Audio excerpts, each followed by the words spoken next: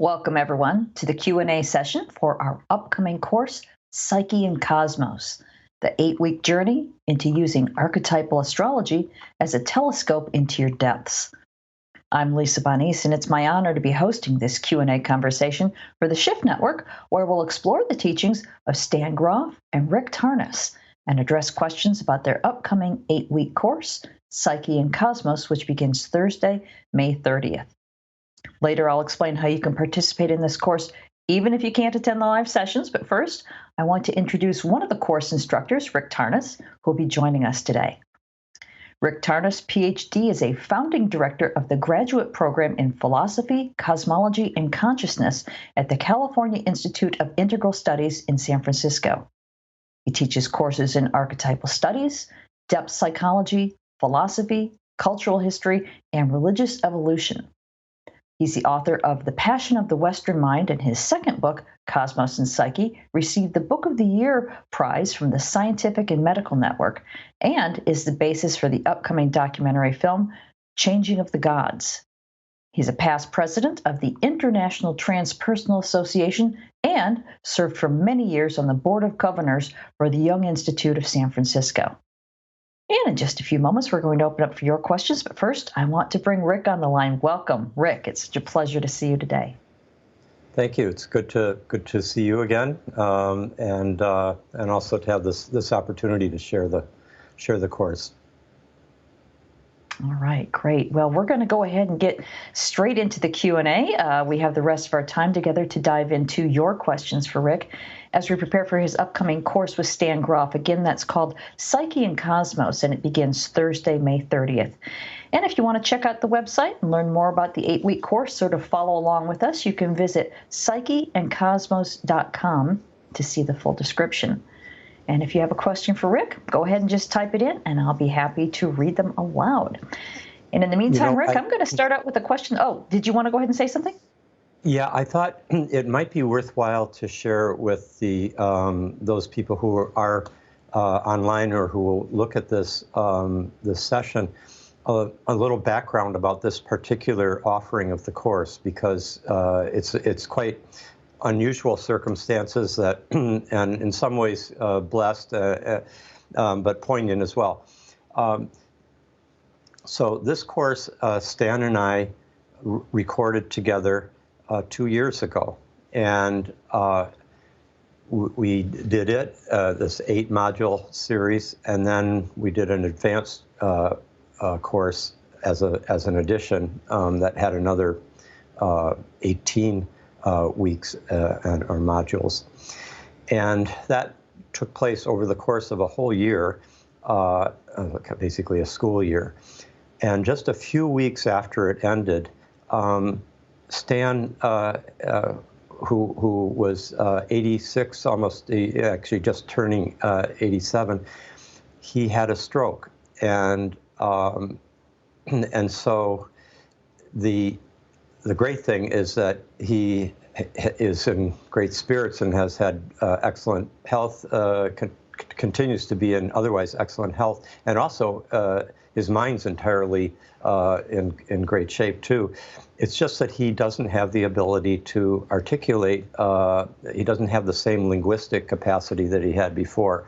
And those of you who know Stan and know his work, whether as a speaker or a writer, knows how at ease he was in multiple languages. I think he could easily speak in a half dozen languages, but he, in many ways, lost that easy access to the finding the right word that he would like to share a particular idea that's clear in his mind. So, in retrospect, we're very, very glad that we managed to record this entire course and its sequel in that last year when he did have all that his usual capacities. So as a result, this course, this one's going to be the original 8 modules, but it will also have 2 live Q&As with me, responding to any questions or discussion points that you would like to bring up. we will also offer, just as a free kind of supplement, we'll offer the 2 original Q&As that Stan and I did in the first course, just so that because there was important information that was discussed in those Q&A sessions with the first cohort of students, and those will be released with the others, just as a kind of supplement for you to access as you wish. So that's the poignant background to this. It's a real opportunity we have to see Stan with all his powers at work and in dialogue with me. But that's why it'll be this recording, and while I'll be doing both today and the 2 question and answer live periods during the course, why those will just be with me. All right, thank you for explaining that. And we're all just so very fortunate that we did have access to Stan and you for this magnificent course. It's got lots of fascinating material. But as you mentioned, we are now sort of starting a new cycle. So we've got a whole new set of questions with people who are just now learning about your work. And as I was starting to say a minute ago, we've got a couple people asking a very basic question, and that is, what is archetypal astrology? Excellent question. So in a way, all astrology is archetypal in the sense that it is informed by these essential kind of formative principles that shape the structure of the human psyche, as well as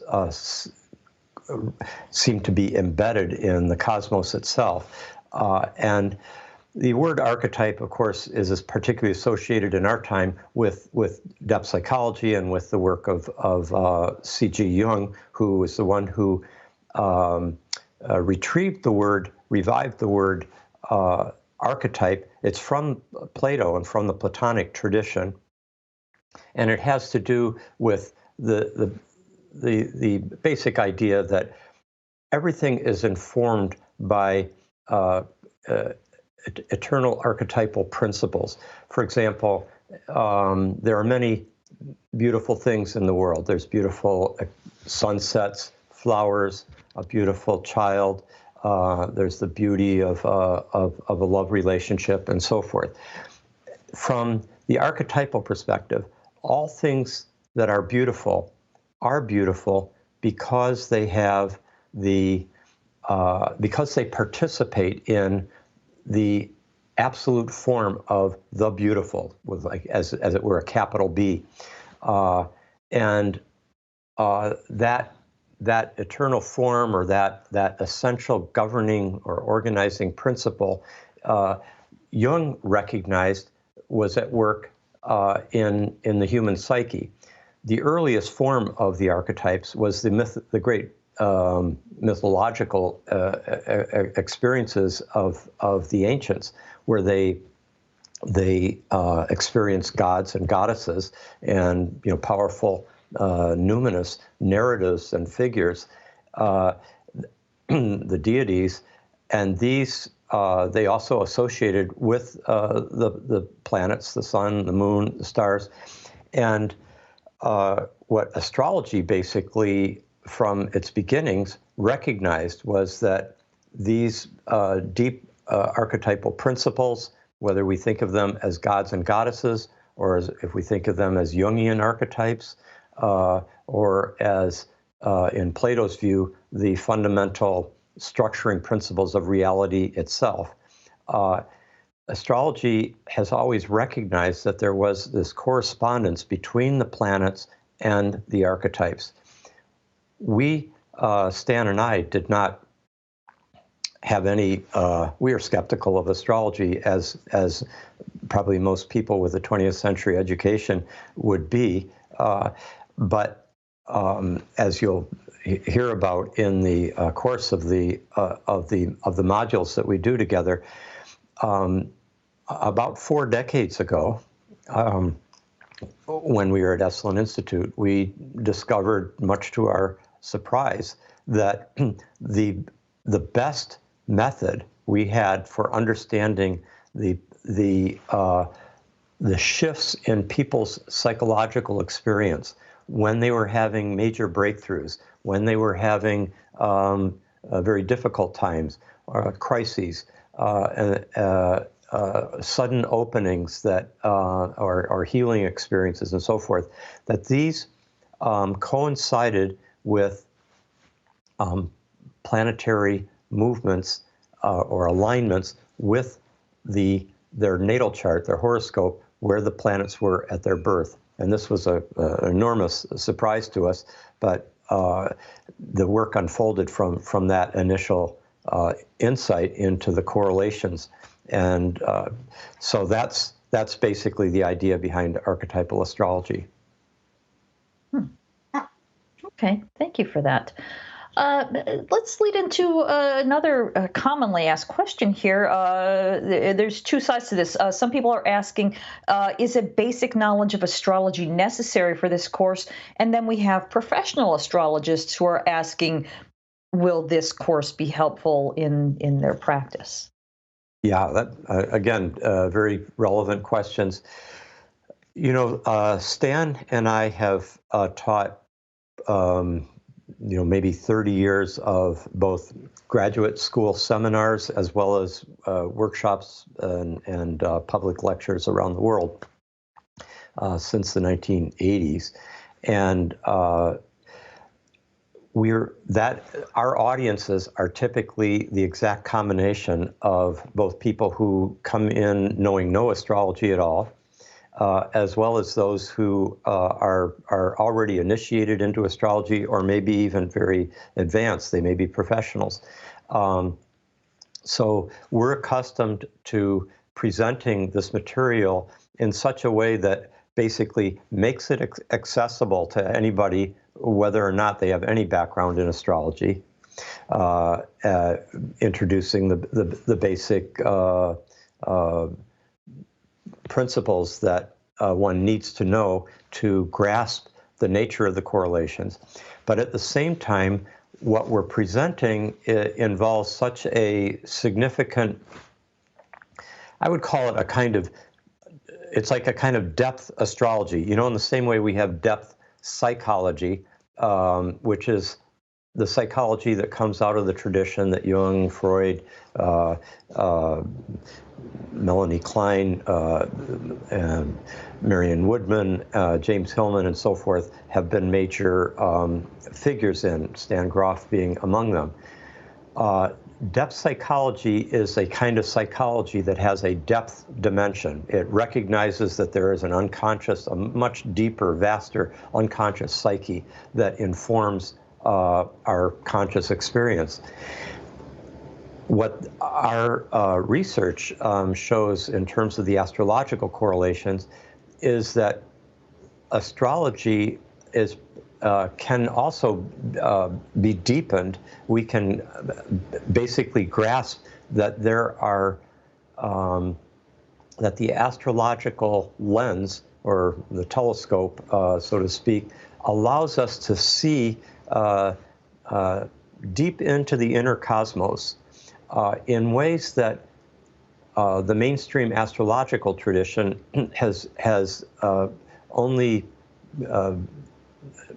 begun to intimate, begun to explore. And because of the extraordinary amount of clinical evidence of people who are that have done work with Stan, holotropic breathwork, psychedelic therapy, as well as spiritual emergencies, shamanic traditions, and the experiences that happen with those rituals, sacred medicines, and so forth. We have a kind of database that allows us to understand the astrological correlations in a whole new way, and that actually enriches astrology in significant ways. Gives us a new understanding of what the astrological mystery is all about. So this is a course that I think both those entirely new to astrology, as well as those who are quite knowledgeable, would find valuable. Okay, perfect. Thank you for that. And drill down a little bit. Emma is wondering, can you take us deeper into the how of how astrology actually works? Yes. I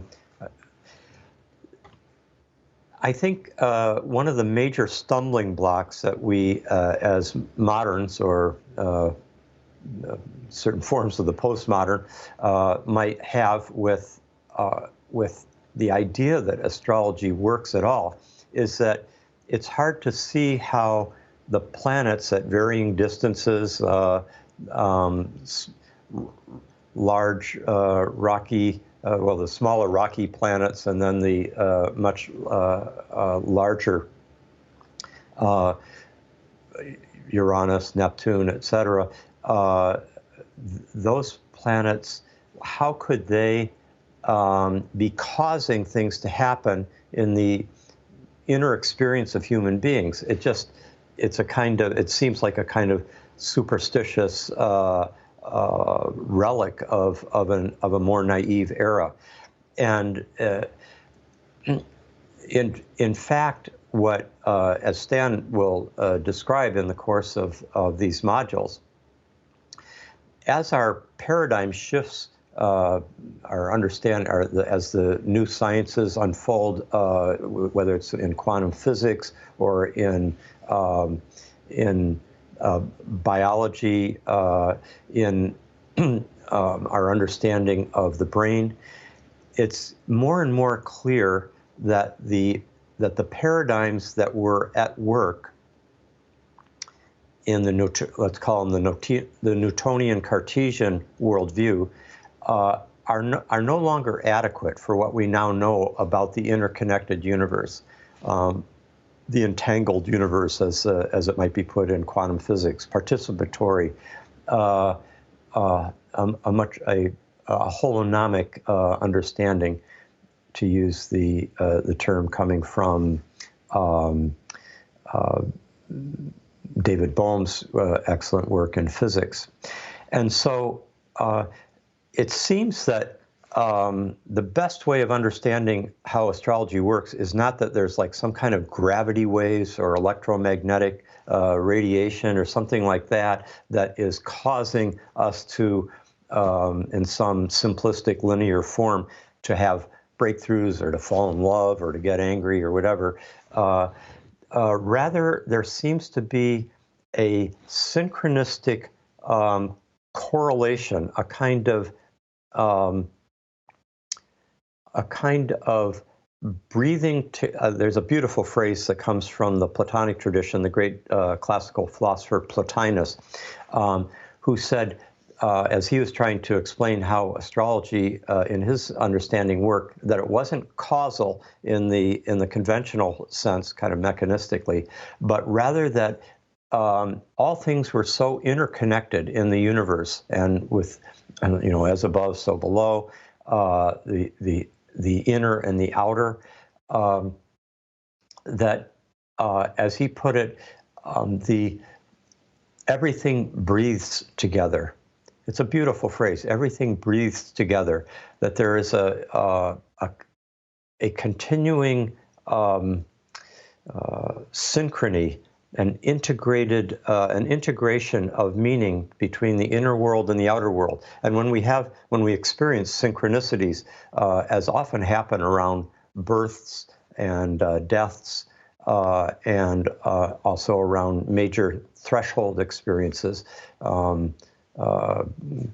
the beginnings of a new romantic relationship, or a major kind of psychological death rebirth turning point in one's life, that these are often these experiences are often accompanied by quite striking synchronistic events that seem to suggest almost as if the universe is meaningfully focused on what's going on in our own lives, that it's not that we're just not moving around in a kind of random universe, and that all meaning is just inside the human individual self, and that everything out there is unrelated. It rather gives us more of what I might think of as a kind of primordial understanding of the universe that indigenous traditions have, and really most worldviews prior to the modern had, which is that the world of nature, the outer world, the cosmos, and the world of the human being and the interior of the human being are all interconnected. In a sense, we are participating in an anima mundi, an ensouled world. Anima means soul, mundi, Latin for of the world. So the soul of the world, the anima mundi, the soul of the human being is embedded in and participates in the anima mundi. And Jung was the great kind of theorist who he recognized the synchronicities. He formulated the principle, he named it, and it's really become a significant part of many people's lives, that kind of alertness that we have now to meaningful coincidences, meaningful correlations between what's happening in the outer world and what happens in our inner life. Okay, thank you for that. That's a lot to think about. Thank you. Let's go back to the questions here. We've got people asking about a general question of the influence of archetypes on current events, but let's take a specific question. Doreen says, many of us old hippies are now in our second Saturn return. Do you see a correlation between so many of us experiencing this major astrological event at this tumultuous time in human history? Well, so the Saturn return, just to explain for those for whom this is a new term, the Saturn has a approximately 29.5-year cycle. So everybody goes through their first Saturn return generally between age 28 and 30. Very important period, a kind of, it typically is the ending of one's youth and the beginning of one's mature adult years. Often is a very grounding period. It tends to focus or concentrates one's energies on whether it's in one's career, relationships. All these tend to go through a significant both transition, often a kind of a consolidation, a focusing. And we all have a sense that people who are over 30 are in some ways different than those who are under 30. And the Saturn return is the difference. Archetypally, astrologically, this is many people now, I even read in this, there was, in the New Yorker recently, that there was a concert by an artist who was from England who had thematized, her whole album had been focused on the nature of the Saturn return that she was going through. Now, that would have been her first Saturn return.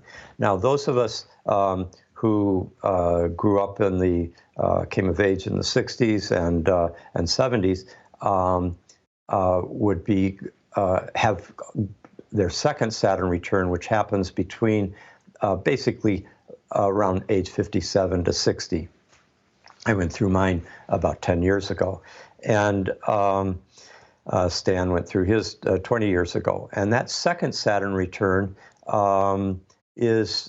marks another major shift into let's call it elderhood, and much could be said about it. I've written a number of things about both Saturn returns, but the point that the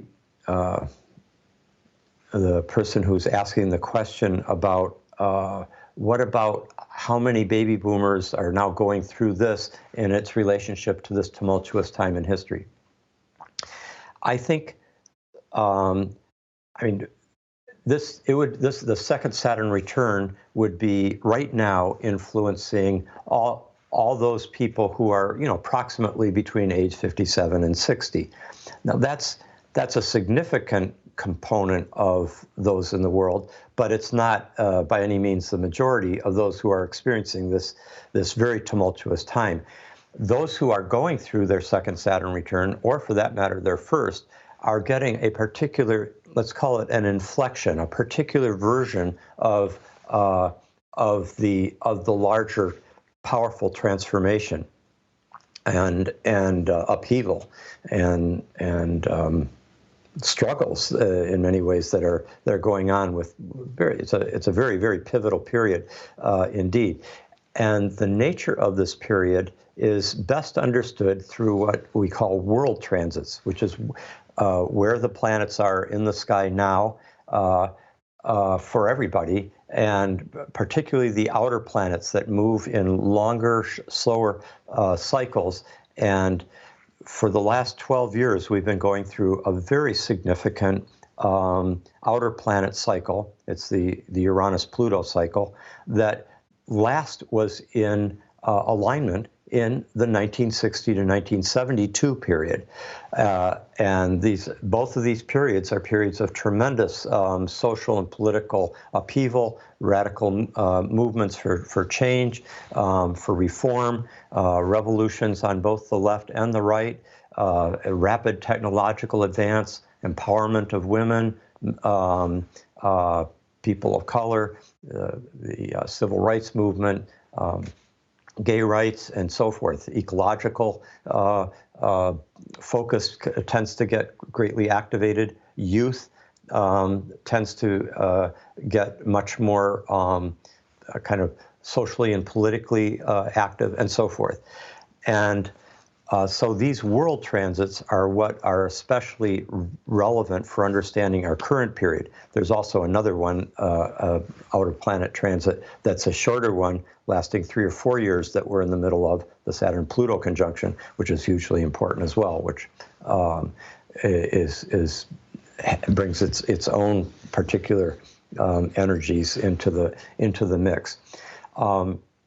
So those the people who are going through their second Saturn return, I think would be getting, let's say they would be experiencing this period of upheaval and transformation with a certain, let's say, gravitas, a sense of its seriousness and its meaning for their lives in a particular way.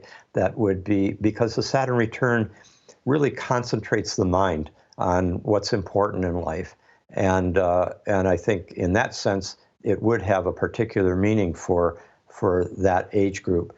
But again, everybody alive in the world right now, for that matter, including the non-human members of our Earth community, are deeply experiencing what's going on in the world today, and so that is it's a much more global phenomenon that is reflected in the world transits. Interesting. I love the tie-in between the 60s and now. And for those of you who are just joining us, we're here with Rick Tarnas, learning about his upcoming course with Stan Groff. It's called Psyche and Kosmos, and it begins Thursday, May 30th. And you can log on to psycheandcosmos.com for all the details and to register. So let's go ahead and get back into questions here. We've got a question here from William, who says, how can using these tools enhance creativity and generally improve human potential? Yeah, that's an excellent question. In terms of the more general idea of like how can it enhance human potential? The more aware we are of the powerful archetypal energies that are activated or constellated in our lives at any given time, the more skillfully and consciously we can participate in those energies. We're less likely to just act them out in a blind way, like a puppet. We become more intelligent participants, partners, as it were, with these powers. In addition, the more you understand your own birth chart, the more you have a sense for what are your particular dominant archetypal complexes and I use the word complex both in a very positive way. They're gifts. They're the things that we come into life with, or that we develop with unusual ease, that just seem to be particular positive traits and abilities that we have. But also complexes can reflect or express themselves more problematically in psychological challenges, in symptoms and syndromes, and the kind of thing that a person works through in therapy or in deep self-exploration. If you think of the psychological tradition, the whole project of depth psychology from Freud and Jung on was to help make the unconscious conscious, in order to free us from being constrained by the invisible or unconscious forces deep within our psyche that we're not adequately aware of.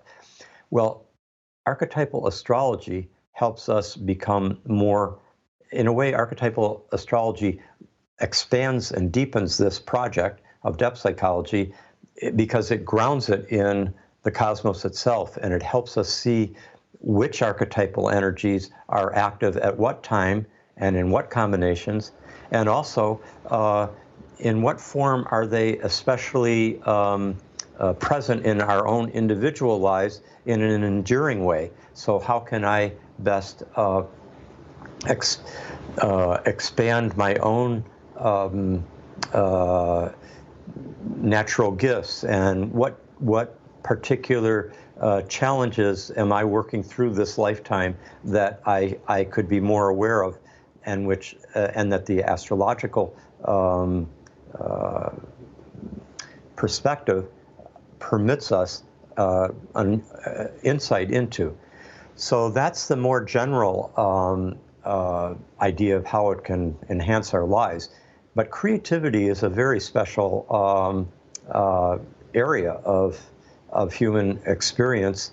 Of course, creativity is perhaps the most essential principle of the cosmos itself. I co-teach courses with the cosmologist Brian Swim in the program that Stan and Brian and I have all taught in over the last 25 years, and called PCC, Philosophy, Cosmology, and Consciousness. And he emphasizes how creativity is the essential principle of the universe itself, which all of us as human beings are expressions of. We are the cosmos in human form, and creativity pulses within and through each of us, but each in a unique way.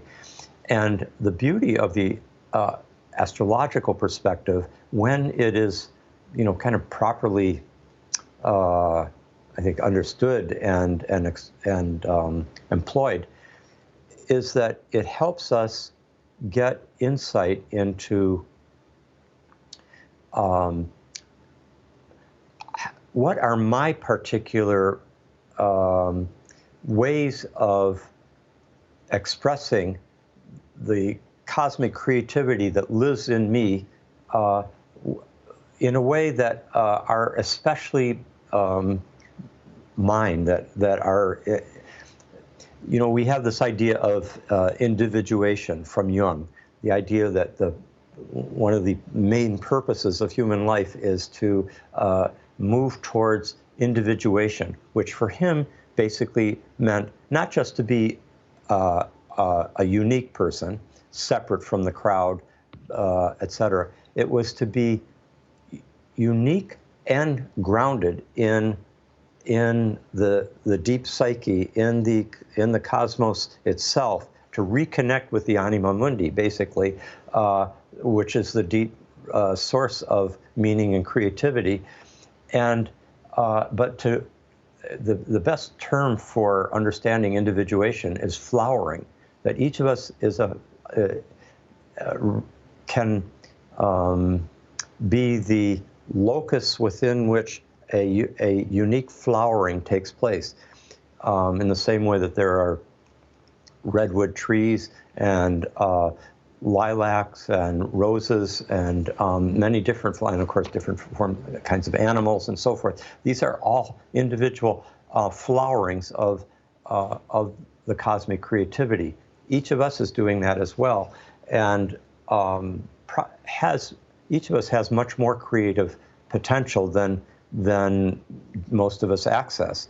And it's extraordinary how knowing your own birth chart, understanding the mythic language of the astrological archetypes and their alignments, and then recognizing like when certain periods are happening, for example, that when creativity is much more likely to be activated, because we've done a lot of research on when did different artists or scientists or musicians, writers have their really major breakthroughs where they're just illuminated, they're on fire with inspiration.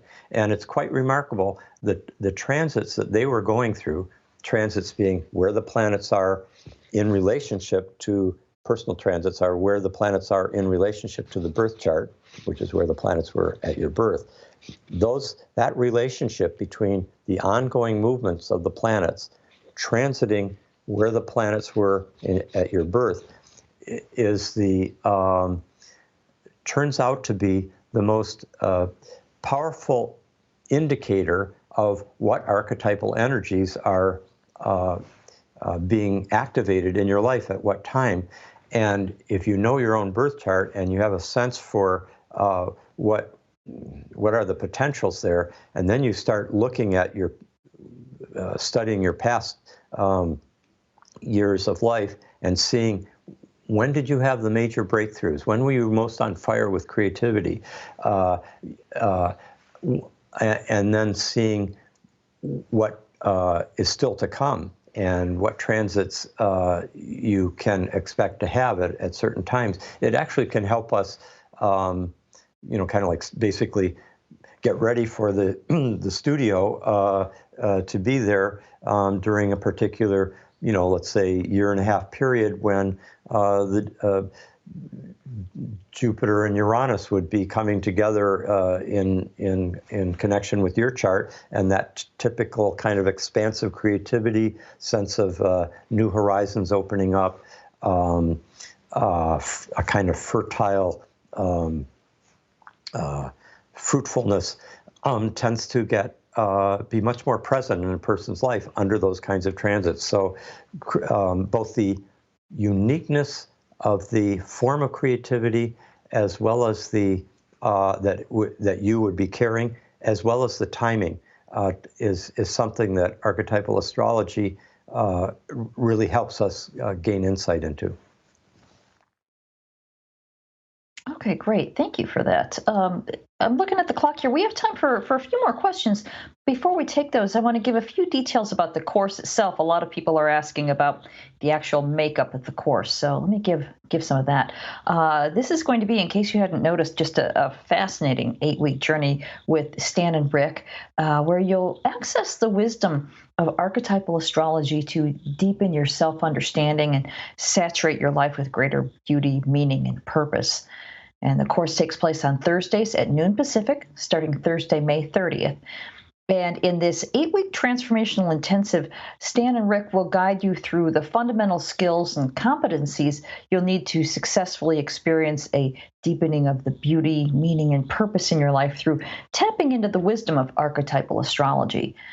And as Rick mentioned earlier, the course is going to feature pre-recorded teachings with Stan Groff and Rick, and you'll also be joined by Rick for 2 special live Q&A sessions to assist you in integrating what you're discovering in the course.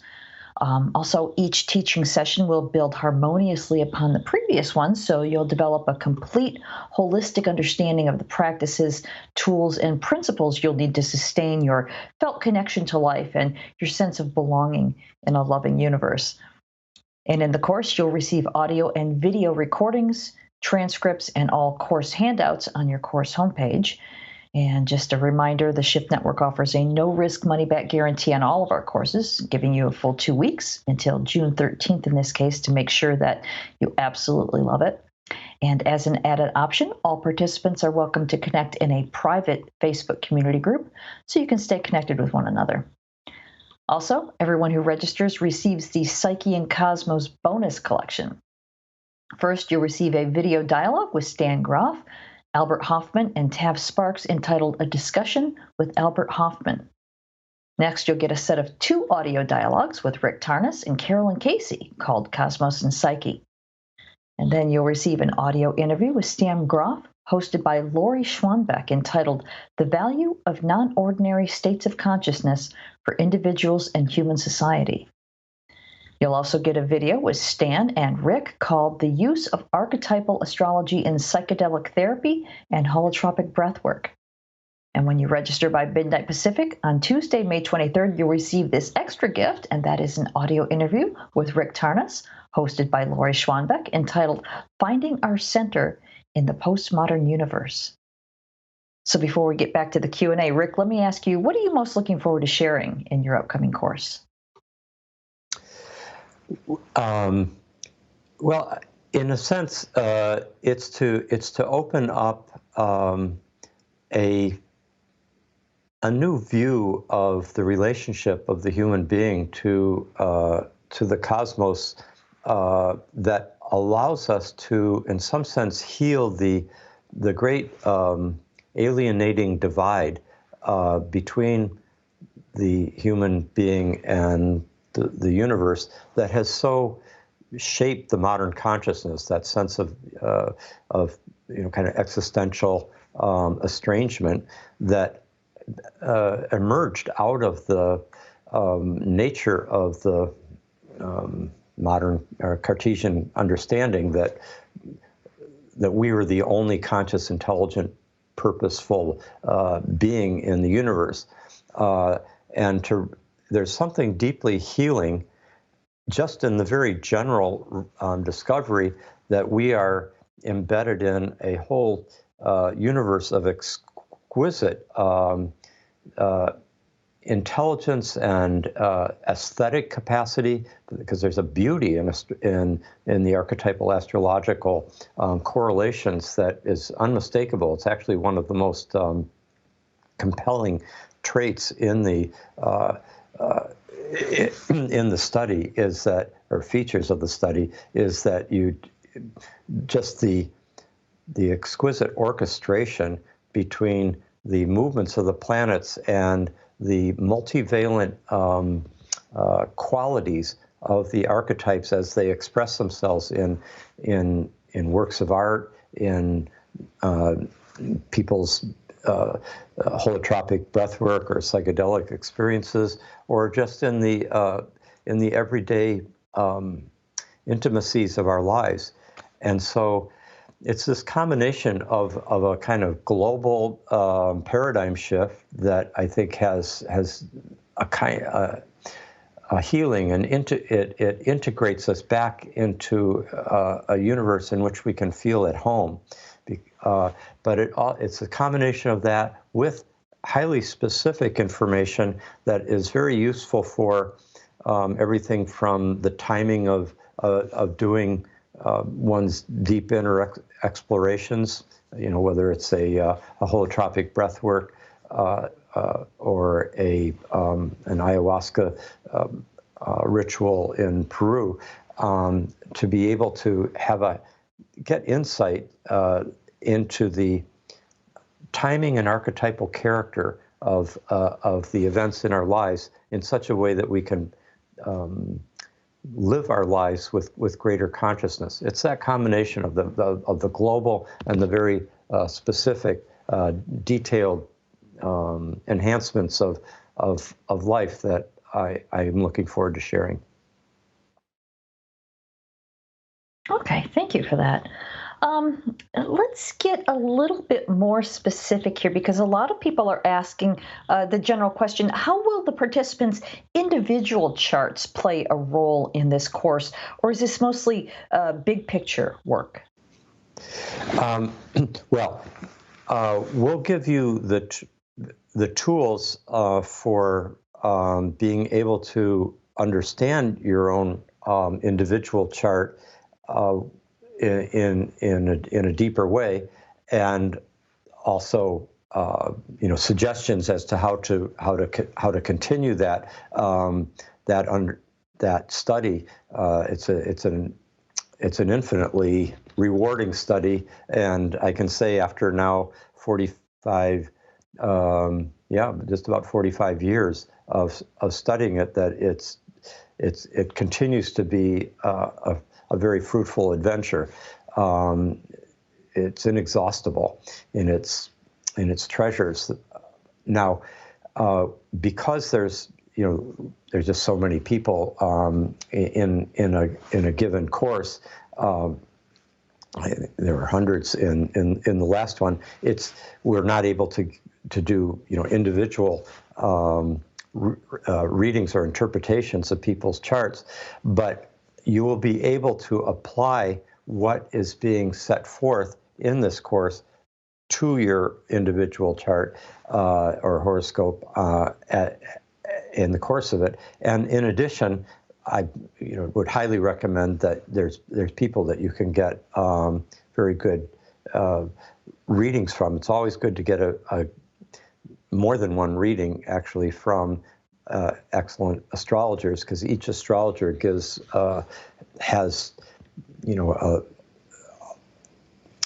each one's life experience and interpretive capacities give new insight into one's birth chart, even though they will overlap a lot with each other in their understandings. But it's like different great translations of a great poem by Rumi or Rilke.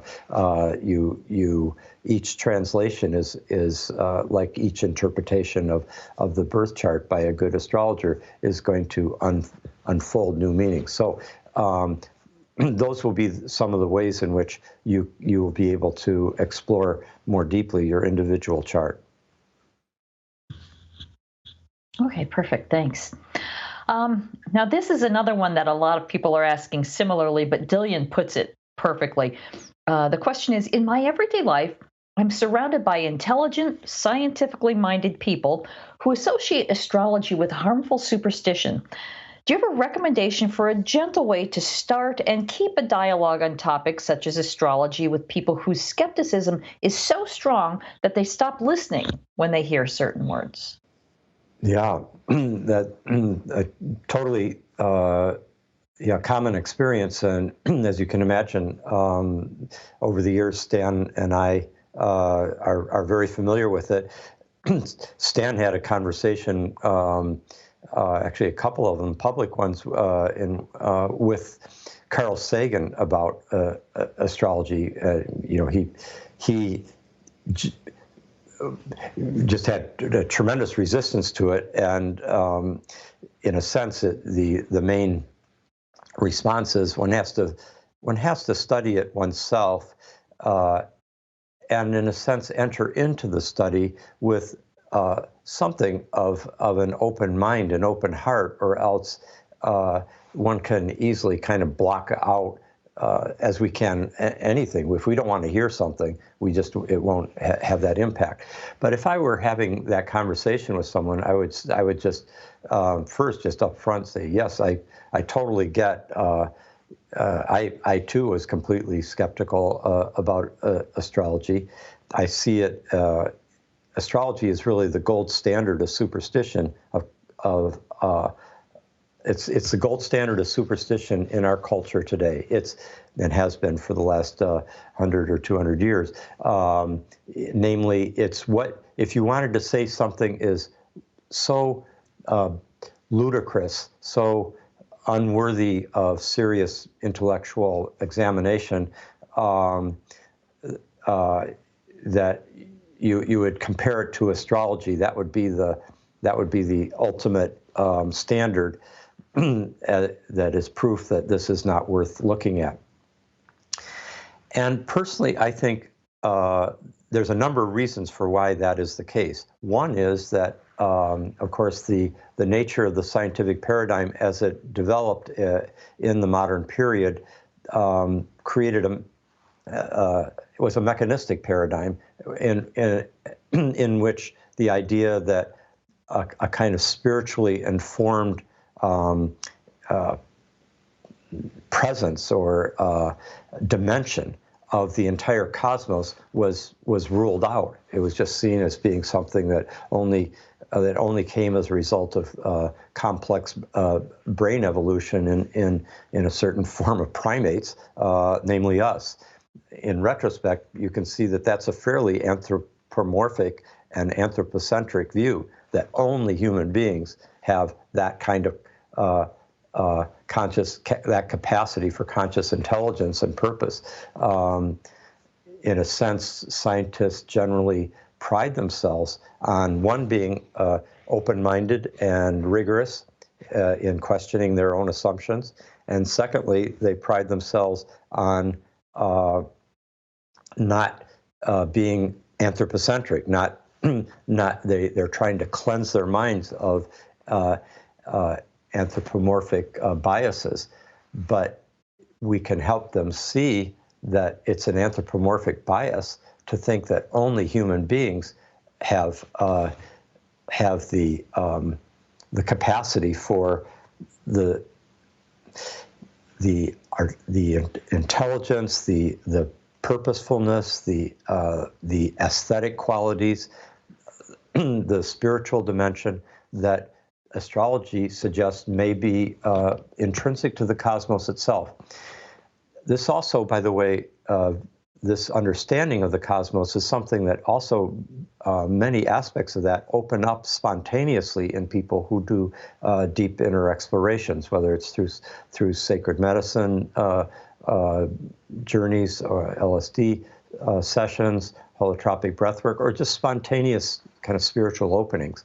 People get insights that help them, in a sense, open up their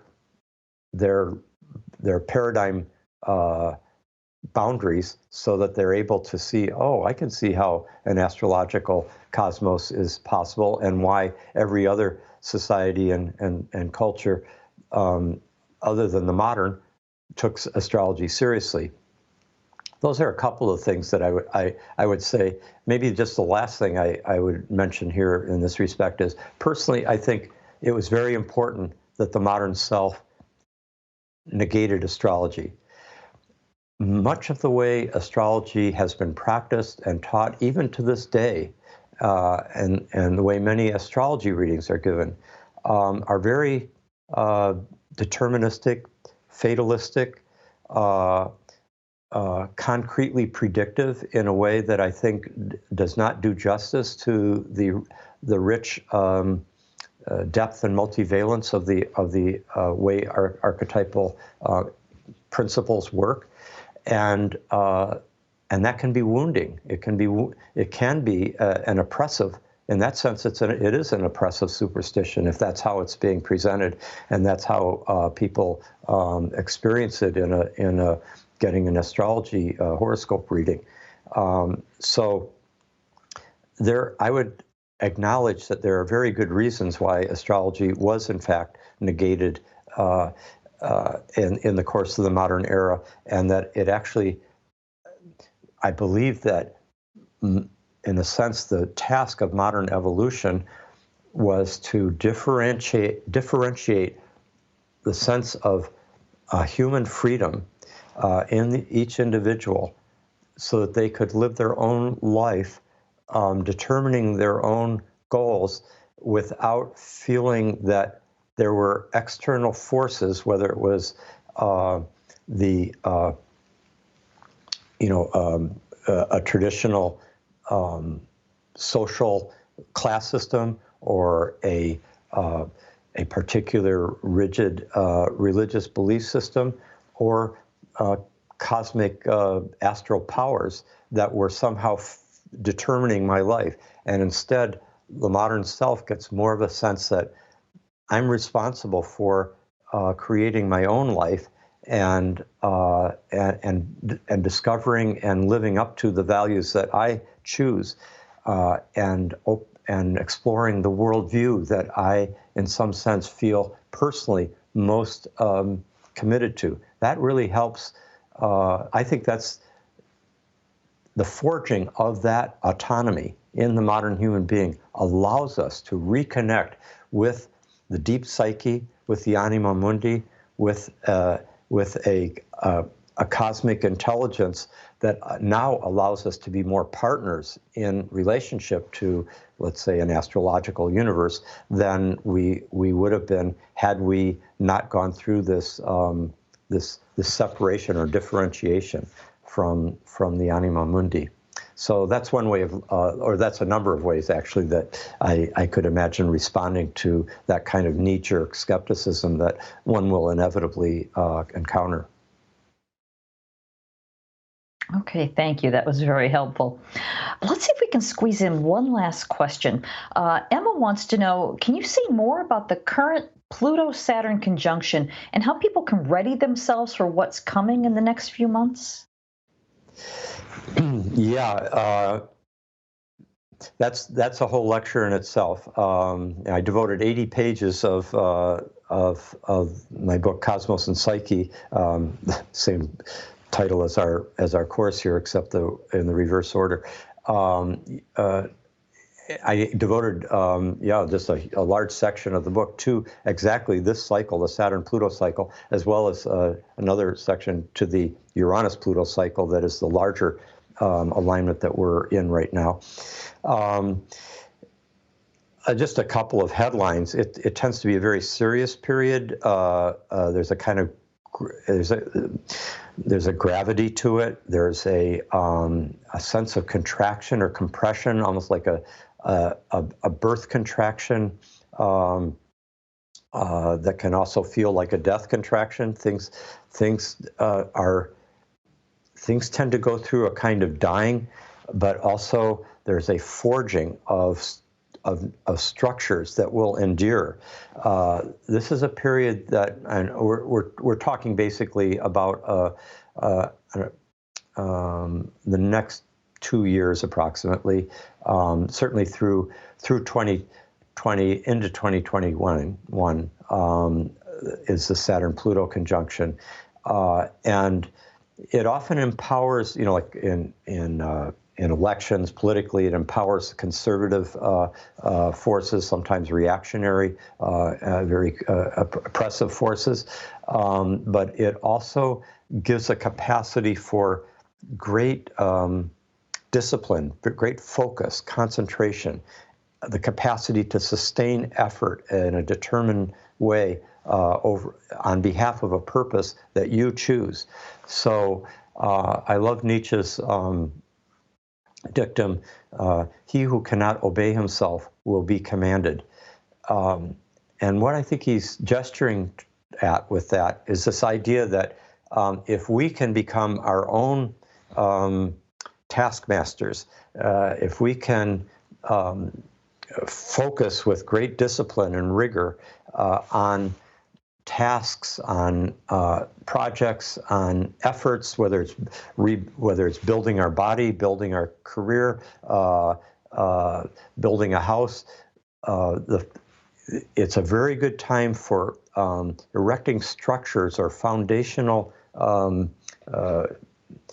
forms or structures that will endure, that will last. The things that happen under the Saturn-Pluto alignments tend to be very enduring. This is also a very good period for facing the shadow elements of life. Both Jung and Stan were born with major hard Saturn-Pluto aspects, and they both have a kind of psychological gift for the world of understanding how important it is to confront the shadow dimension of one's own psyche, as well as of the human psyche collectively and in historical terms. So those are some significant themes that I would mention with respect to the Saturn-Pluto conjunction. All right, beautiful. Thank you for that. Wow, this has been a truly thought provoking conversation. I want to thank our viewers for being with us today and for all of your fascinating questions. Once again, Psyche and Cosmos starts Thursday, May 30th. And again, you can visit psycheandcosmos.com to learn more or to register. So before we go, Rick, do you have any final brief words for our viewers? No, I think the only thing maybe to add is that we'll be, both Stan and I will be delighted to know that many of you will be having this opportunity to hear what we have to share. And I guess I'm particularly grateful that the Shift Network initiated this project and made these recordings very carefully so that something that can't be replicated again, as I mentioned earlier, is now still available for a new audience at this time. So yeah, I very much look forward to this opportunity, both for you to experience these lectures and then to hearing your questions that we can respond. I can respond to later in the course. All right, terrific. Thank you again, Rick. It's always a pleasure, and this has been a great conversation today. Thank you. Thank you. Thanks for. All right, and once again, thank you to everyone who joined us today. On behalf of all of us at the Shift Network, I wish you well and look forward to having you on this course or perhaps another one in the future. Have a great day, everyone.